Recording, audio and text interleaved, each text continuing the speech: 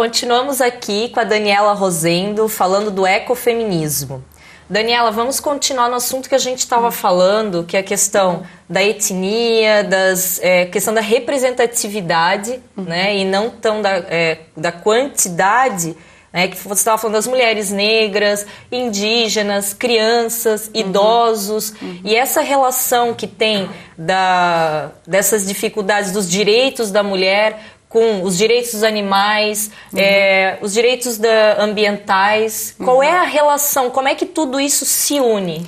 Bem, antes de a gente começar a falar da categoria de direitos, é importante lembrar que, retomando aquele conceito de ecofeminismo, que ele mostra as interconexões que existem entre esses diferentes sistemas de dominação, nós entramos no que a Warren, uma autora norte-americana, Karen Warren, ecofeminista, explica.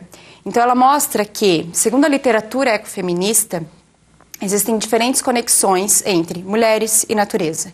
Então, elas podem ser conexões éticas, políticas, sociais e conceituais e empíricas. Então, são esses dois pontos que ela foca mais. A questão conceitual, porque que conceitualmente existe uma ligação entre a questão ambiental, animal e de mulheres e uma conexão empírica. Então, na prática, como que se dá essa relação? Então, no primeiro momento, essa conexão conceitual diz respeito ao que ela chama de lógica da dominação. Então, existem alguns pontos, e um deles é o dualismo de valor. Então, a gente tem, por uma influência cartesiana, os dualismos de valor. Então, quando a gente fala entre homem, mulher, cultura, natureza, razão, emoção, essas diferenças que são opostos, dualismos de valor opostos, que não são intrinsecamente ruins, eles não são necessariamente ruins. Sim. Eles podem ser, quando eles são meramente uma constatação de que existem diferenças, de que existem opostos, eles não são um problema. O problema é quando existe uma valoração maior de um em detrimento do outro. E é isso que acaba acontecendo. O homem é mais valorizado do que a mulher. A mente que é associada ao homem é mais valorizada do que a emoção que é normalmente associada às mulheres. A mulher cultura é e a sexo natureza. Frágil. Isso, exatamente. É porque ela é associada com a natureza e não com a cultura, com a emoção e não com a razão. Então, quando existe a valoração desse dualismo, ela gera problema. E aí é o que a Warren chama de uma lógica de dominação. Então, existe uma lógica segundo a qual os homens, por serem superiores, por estarem do lado de cima desse dualismo, eles são moralmente justificados em subordinar as mulheres. Se, conceitualmente, a natureza ela está do lado de baixo também desse dualismo e é associada às mulheres, ela vai sofrer as consequências dessa mesma lógica, novamente. Claro. Então, conceitualmente, essa é a conexão que se faz por meio dessa lógica da dominação. Então, existe essa lógica operando, que é a partir de uma constatação de realidade dessa valoração, dessas discriminações. Então, por isso que nós podemos dizer que existe uma conexão conceitual entre o machismo, o sexismo, o racismo, o geracionismo, o classismo e o especismo, que é a discriminação em relação aos animais. Por isso que todas essas formas de discriminação têm uma relação conceitual, porque em todas elas opera essa mesma lógica de dominação, né, decorrente dessa valoração que é feita de forma diferente. Né? A fragilidade desses três segmentos é muito clara, né, que é a mulher,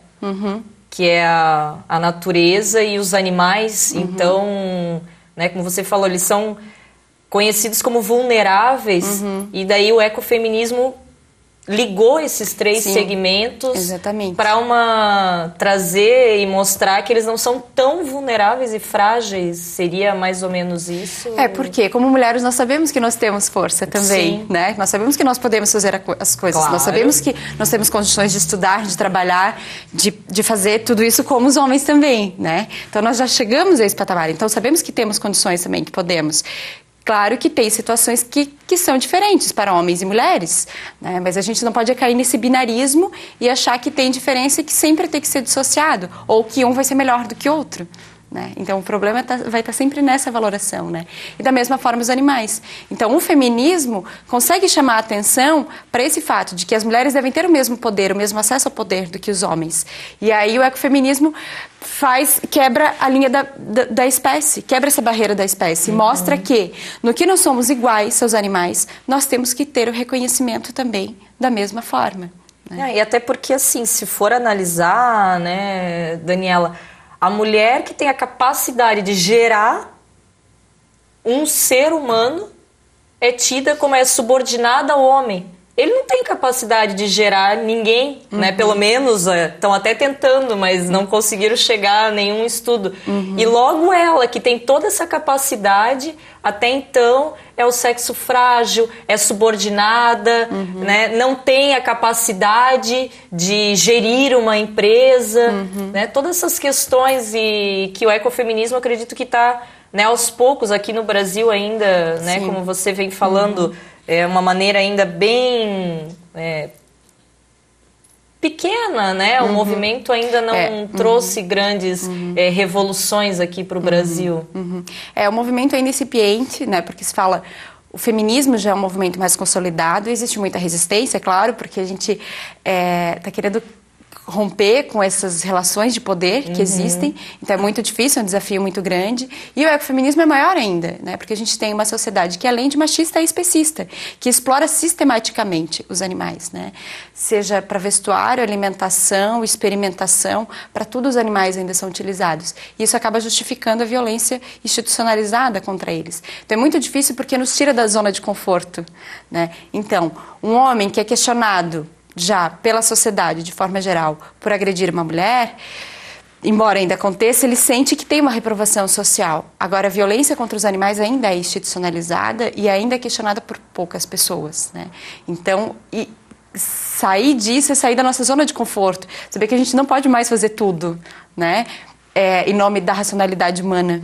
Então é isso que o ecofeminismo quer mostrar também, né? Que existem essas relações e que a gente tem que sair dessa mesma matriz moral cognitiva que explora sistematicamente, que domina sistematicamente homens, mulheres, natureza, homens que podem ser também, né, aqueles que estão em situação de vulnerabilidade. Então um homem pobre e negro vai sofrer uma discriminação também, né? Embora seja homem, esteja de um ponto de vista, numa situação de, né, de superioridade, né, de acordo com esse sistema, ele vai sofrer. Sexo, ele está numa questão de superioridade. Ele vai sofrer por ser negro e pobre, por exemplo, né, ou indígena. Então, desse ponto de vista, o ecofeminismo também quer trabalhar em prol da libertação de todas as pessoas, né? E de todos os seres que compartilham as mesmas características, né? E que deveriam ter os mesmos direitos reconhecidos. Bom, vamos agora para o nosso último intervalo e voltamos para o nosso último bloco falando da questão da violência da mulher e dos animais.